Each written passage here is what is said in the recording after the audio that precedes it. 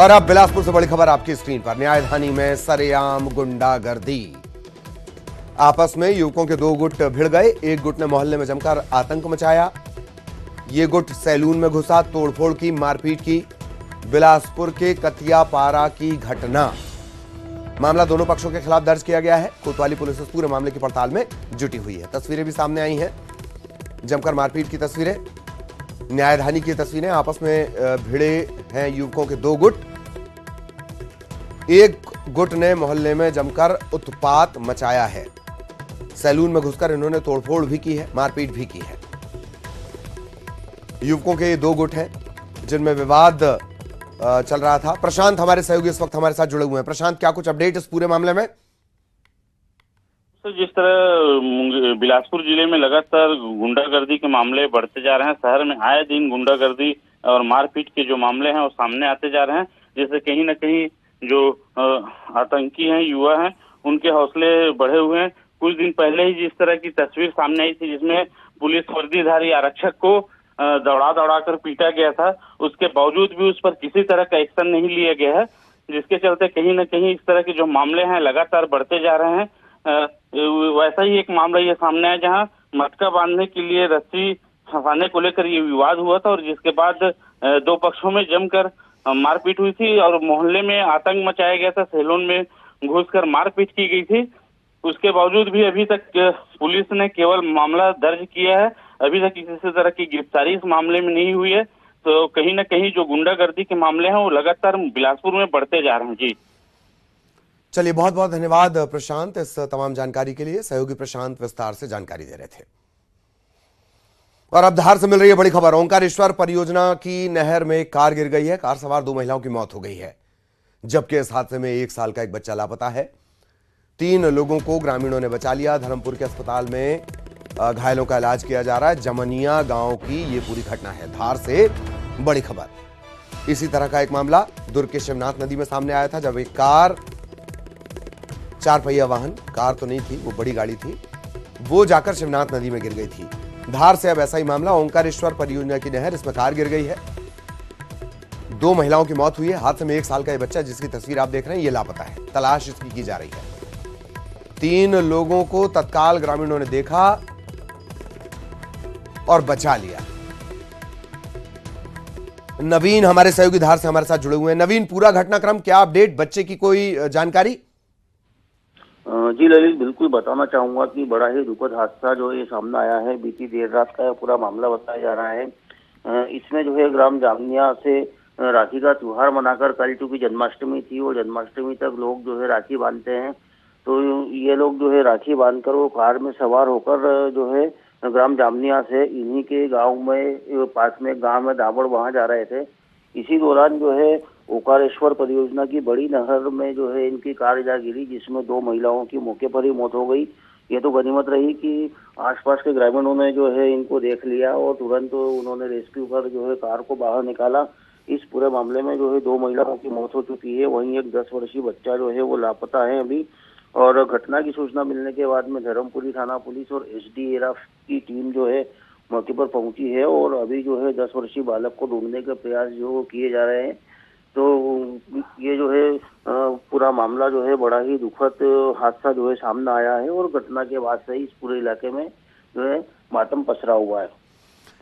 चलिए, बहुत बहुत शुक्रिया नवीन इस तमाम जानकारी के लिए। सहयोगी नवीन विस्तार से जानकारी दे रहे थे। और अब इसी तरह का मामला जो दुर्ग में सामने आया था, उससे जुड़ा बड़ा अपडेट आपको बता दें। शिवनाथ नदी में कार हादसा मामला, और जो बच्ची जिसकी तलाश लगातार की जा रही थी, आखिरकार उसका शव बरामद हुआ। एसडीआरएफ ने 2 दिन बाद बच्ची के शव को बरामद किया। कोटनी एनीकट के पास शव मिला है। 4 शव पहले ही बरामद किए जा चुके थे, अब 1 और शव बरामद। एसडीआरएफ की टीम ने बच्ची के शव को बरामद किया है।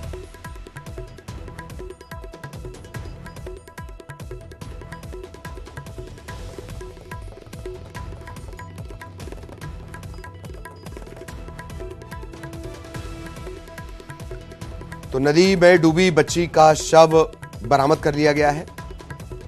देर रात का ये पूरा घटनाक्रम था, जब कार सवारों ने खाना खाया। खाना खाने के बाद जब वो आगे बढ़ रहे थे, शिवनाथ नदी में उनकी गाड़ी गिर गई।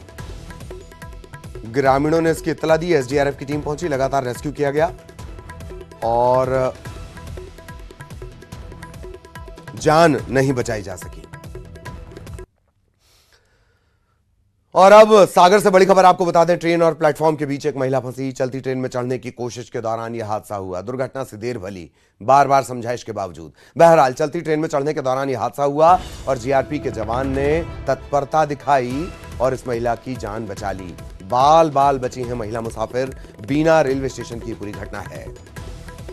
चलती ट्रेन में चढ़ने के दौरान यह हादसा महिला प्लेटफॉर्म और ट्रेन के बीच फंसी और इससे पहले कि कोई अनहोनी, कोई अनर्थ हो जाता, देवदूत बने जीआरपी के जवान और तत्काल इस महिला मुसाफिर को बाहर की तरफ, प्लेटफॉर्म की तरफ खींचा।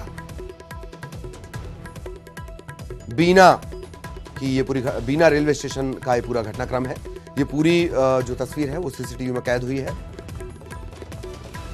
तत्काल जवानों ने तत्परता दिखाई। सबसे पहले न्यूज 18 मध्य प्रदेश छत्तीसगढ़ पर आप ये तस्वीरें इस वक्त देख रहे हैं।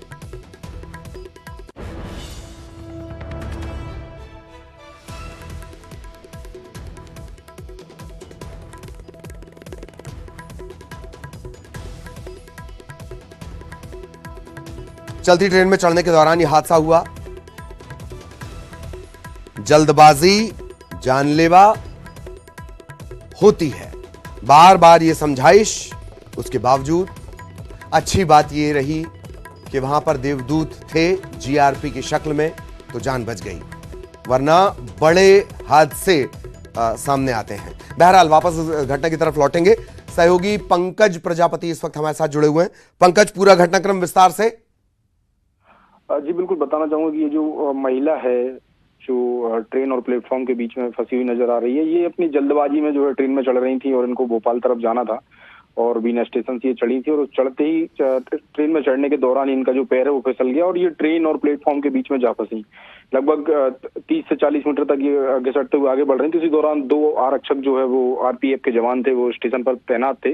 उनकी नजर पड़ी और उनकी सतर्कता से जो है इनकी जान बच सकी। उन्होंने दौड़ते हुए इनको ट्रेन के बाहर, प्लेटफॉर्म से बाहर खींचा और जो चूंकि मेडिकल मदद बुलाई, लेकिन ये ठीक थी, इनको ज्यादा चोट वोट नहीं लगी थी।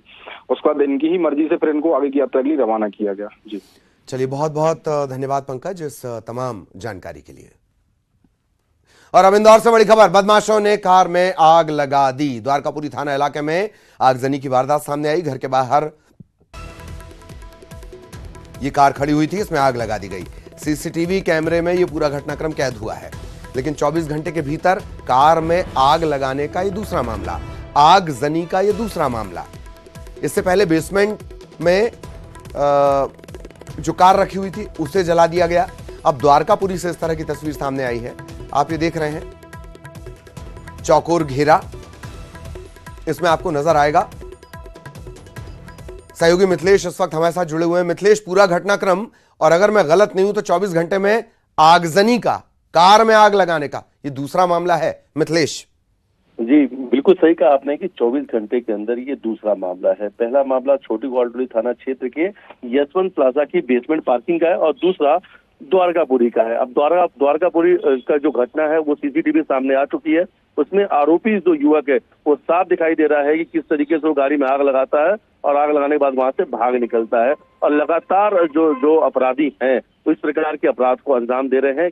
इंदौर पुलिस कमिश्नर को इंदौर के अपराधी बेखौफ हो चुके हैं और लगातार चुनौती भी दे रहे हैं। अब देखिए, एक तस्वीर हमने देखा था आज से 3 साल पहले सौड़बाग कॉलोनी का, जहां पर ऐसे ही एक सनकी आशिक ने पार्किंग के नीचे खड़ी गाड़ी में आग लगा दिया था और सिर्फ एक स्कूटी में आग लगाया था। उसको पूरे हादसे में कई लोगों की जान चली गई थी। और अगर ऐसे ही कुछ देखिए, घर के नीचे गाड़ी खड़ी है, लोग ऊपर रह रहे हैं और इस प्रकार जब आगजनी घटना होती है, ये अपने आप में काफी चिंता करने वाली खबरें होती हैं, क्योंकि ये छोटी सी आगजनी की जो घटना है कभी भी बड़ी हो सकती है। फिलहाल लेकिन ऐसे आरोपियों की धरपकड़ के लिए अब पुलिस सीसीटीवी के आधार पर उनकी गिरफ्तारी की बात कर रही है कि बहुत जल्द इन्हें गिरफ्तार कर लिया जाएगा। लेकिन कहीं ना कहीं से इंदौर में अपराध बेलगाम हो चुका है। इंदौर में डकैती, लूट, गाड़ियों को आग लगाना, हत्या, तमाम जो बड़े वारदात हैं वो सब कुछ नजर आ रहा है। कहीं ना कहीं से अब इसमें नकल कसने की काफी जरूरत है, लेकिन ऐसा कुछ तस्वीरों में नजर नहीं आ रहा। इंदौर पुलिस का दावा है कि लगभग 3000 से ज्यादा लोगों पे कार्रवाई हो चुकी है, लगातार अपराधियों के खिलाफ बड़ा अभियान चलाया जा रहा है। लेकिन ऐसी जो तस्वीरें हैं लगातार इंदौर से सामने आ रही हैं, जो अपने आप में हकीकत तय कर रही है कि आखिर इंदौर के जो अपराधी हैं उनके मन में पुलिस का खौफ है या नहीं है। और इसी सवाल को बार बार न्यूज 18 ने भी उठाया प्रमुखता से, और सबसे पहले न्यूज 18 ने तमाम जो खबरें हैं जनता से जुड़े हुए उसको दिखाया था और ये सवाल पूछे थे कि आखिर छोटी छोटी बातों पे इंदौर में हत्या क्यों हो रही है, जो बड़े अपराधी हैं उनका रिकॉर्ड क्यों नहीं रखा जा रहा है, उनको क्यों नहीं चिन्हित किया जा रहा है, क्योंकि जितने भी अभी तक अपराध हुए हैं उसमें ये जो आदतन अपराधी हैं उनके नाम ही सामने आए, जो पहले से जेल जा चुके हैं, जिनमें कई सारे मामले दर्ज हैं। कुछ दिन पहले कबूतर खाना में एक हत्या हो जाती है क्रिकेट खेलने की विवाद को लेकर, उसमें सलमान लाला का जो भाई रिजवान है उसकी गैंग ने पूरे वारदात को अंजाम दिया था। कुछ दिन पहले सलमान और रिजवान के बीच बातचीत का वीडियो जेल के बाहर का वो भी वायरल हुआ था। तो देखिए ये सब चीजें हकीकत बयां कर रही है कि आखिर इंदौर में क्या कुछ हो रहा है। कभी रसियन डांस, अश्लील डांस, हत्या, चोरी, डकैती, लूट, चेन स्नेचिंग, कार में आग लगाना, तमाम ये जो बड़े अपराध है वो इंदौर से नजर आ रहे हैं। बिल्कुल, जाहिरा तौर पर ये तस्वीरें कम से कम यही बयां कर रही हैं, एक सिलसिला जिसका अभी मिथिलेश जिक्र कर रहे हैं। आप सोचिए, हर तरह की घटना सामने आ रही है, इसी इंदौर से सामने आ रही है। जिस इंदौर में लगातार पुलिस कमिश्नरी को लेकर, नाइट कल्चर को लेकर सवाल खड़े हो रहे हैं, वहां पर आलम यह है कि कोई घर के बाहर खड़ी कार में आग लगा के चला जा रहा है। बहुत बहुत धन्यवाद मिथिलेश इस तमाम जानकारी के लिए। खबर बीजापुर से, विस्फोटक के साथ 3 माओवादी गिरफ्तार। सर्चिंग के दौरान जवानों ने इन्हें गिरफ्तार किया। डेटोनेटर मिला है, जिलेटिन की छड़ मिली है, टिफिन बम मिला है, कार्डेक्स वायर मिला है, बैटरी और नक्सली साहित्य भी जब्त किया गया है। सबसे छोटा जो कैडर होता है नक्सली मिलिशिया, उसके ये सदस्य हैं। मद्देड़ थाना क्षेत्र का ये पूरा मामला। बीजापुर से बड़ी खबर।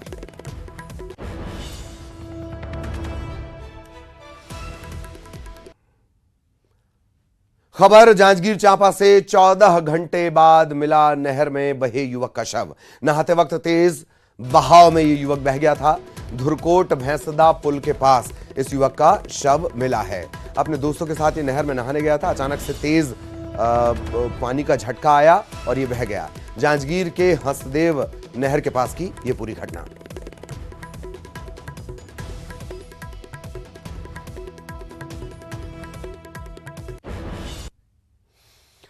देश की राजधानी अगले 3 दिनों तक ऐतिहासिक घटनाक्रम का गवाह बनने जा रही है। भारत G20 समिट की अध्यक्षता करने जा रहा है।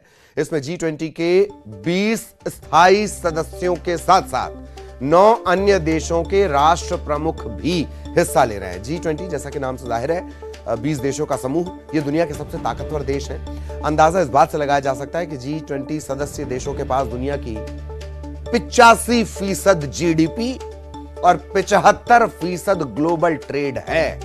G20 देशों में दुनिया की 2/3 आबादी रहती है।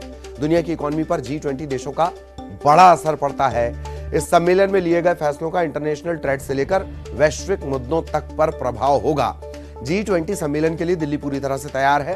मेहमानों के स्वागत से लेकर सुरक्षा तक के पुख्ता इंतजाम है। दुनिया भर से आने वाले राष्ट्राध्यक्षों की सुरक्षा के लिए चाक चौबंद व्यवस्था है। शिखर सम्मेलन के सुरक्षित आयोजन के लिए सभी एयरफोर्स स्टेशन हाई अलर्ट पर हैं। चीन और पाकिस्तान से लगी सीमा पर जमीन से हवा में मार करने वाली मिसाइल प्रणाली एक्टिव कर दी गई है। G20 सम्मेलन पर पूरी दुनिया की निगाहें हैं। दिल्ली में G20 समिट के आयोजन से देश का मान बढ़ेगा, साथ ही दुनिया में पीएम मोदी की शान भी बढ़ेगी। पीएम मोदी ने one earth, one family, one future का मंत्र दिया।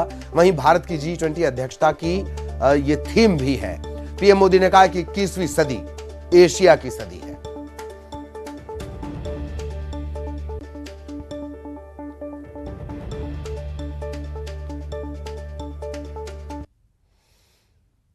और इसी के साथ इस बुलेटिन में इतना ही। आगे देखिए हमारे छत्तीसगढ़।